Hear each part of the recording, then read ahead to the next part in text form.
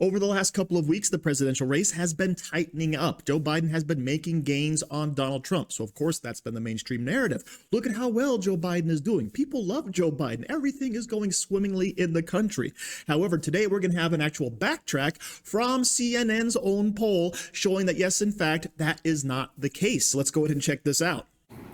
Well, it's still very much a close race, but again, Donald Trump showing in these polls that he continues to hold an advantage over President Joe Biden. Now, according to these numbers that you see there on your screen, 49% of registered voters choose Donald Trump, and then only 43% for Biden. Now, earlier in the year, Biden's numbers were around 45%, so he's still, those numbers are holding steady. And there are issues that are dogging the president and that his team is well aware of. One of them being the handling of Israel's war against Hamas that is unfolding in Gaza. Now, you've seen the protesters that have been happening across campuses, and according to our polling here, there is major disapproval over the president's handling of the Israel-Hamas war, with 71% disapproving.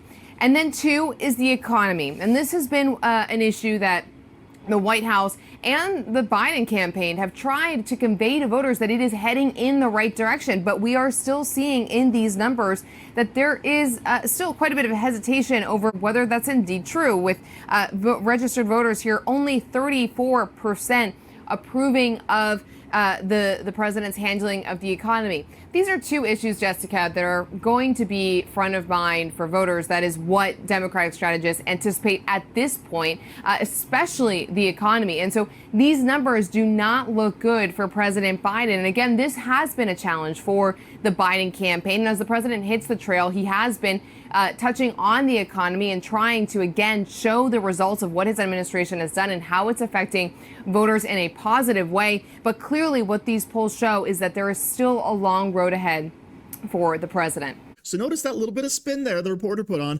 Joe Biden has essentially stayed the same since their last poll of 45%. No, he's down too, right? He's dropping in your poll. And that, of course, is significant news for Donald Trump. And the reason he's dropping, of course, as they pointed out, is because of the economy. The messaging the Biden campaign is putting out is that, yay, everything is great, despite the fact that's not what people are living and experiencing in their everyday lives. And of course, you have the whole Israel-Hamas situation, which is also hurting Joe Biden, because basically he has made his bed with the radical leftist youth. However, according to James Carville, you have to just shut up and vote for Joe Biden. And if Trump and Roberts and Alito and Gorsuch and Thomas and Leonard Leo and the Heritage Foundation, if they get a hold, there will be no government left. There will be no rights left. You'll live under theocracy. You'll end up with Christian nationalism. But that's all right. You know, 26-year-old, you don't feel like the election's important to me. They're not addressing the issues that I care about. Well, the New York Times a story about the Harvard Youth Poll, which is a pretty good, well-regarded thing, a guy named John Della Volpe. And very recently, they gave youngsters the 15 most important issues. Clocking in at number 14 was student debt. You wouldn't know that if you read the press. Number 15 was the issue of Palestine. High on the list was abortion, was interest rates, was housing affordability, well, all of these other things. You are being insufficiently served by the commentariat, and to some extent, you're being insufficiently served through Democratic messages. So my advice to tell these young people to get off your mother ass and go vote, because you should vote like your entire future and the entire future of this United States depends on it, because quite frankly, it does. So James Carville being quite salty there, right? You got to get out there, 26-year-olds, and you have to vote because the entire future of the country depends on it.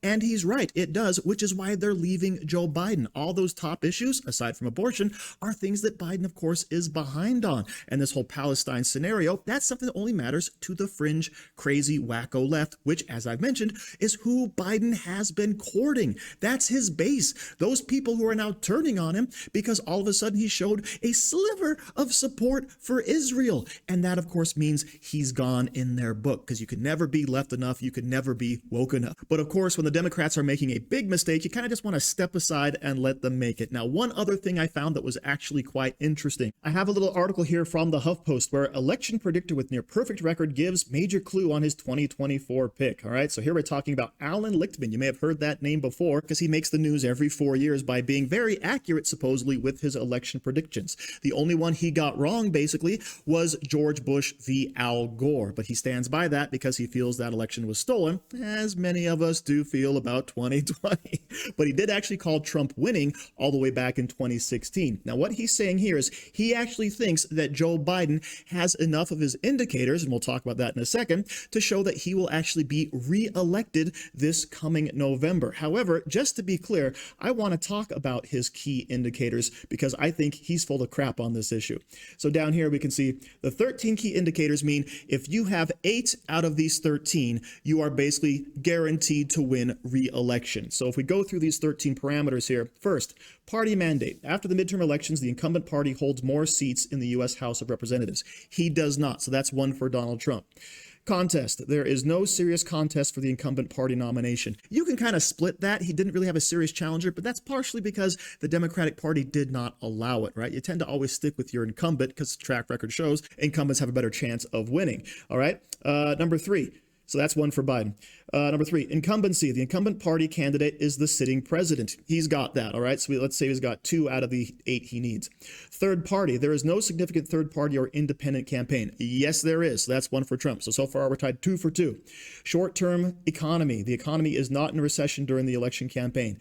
I mean, we kind of are. We kind of aren't. The economy has kind of solidified at a very bad level. So this one could go either way. I suppose we could chalk that up for Joe Biden. So that's 3. Long-term economy, real per capita economic growth during the term equals or exceeds mean growth during the previous 2 terms, and it does not. Okay, so we're going to say that's Donald Trump. So we're tied 3 for 3 right now. Policy change. The incumbent administration affects major changes in national policy. Yeah, he kind of has with his EV mandates and his Title IX changes and protections and all that stuff. So that's not necessarily a positive, though, in this case. So is it a major national policy change? Yes, but it's not really in a positive direction that people are going to go for. So I'm going to nix that one out altogether. So we're still at 3-3.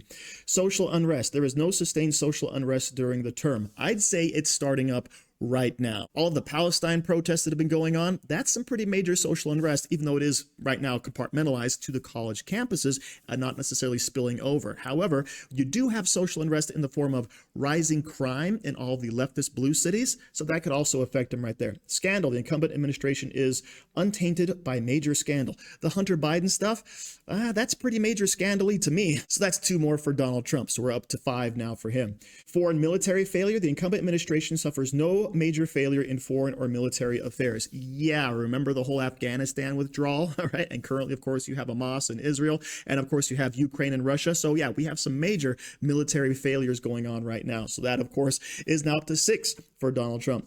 Foreign military success. The incumbent administration achieves a major success in foreign or military affairs.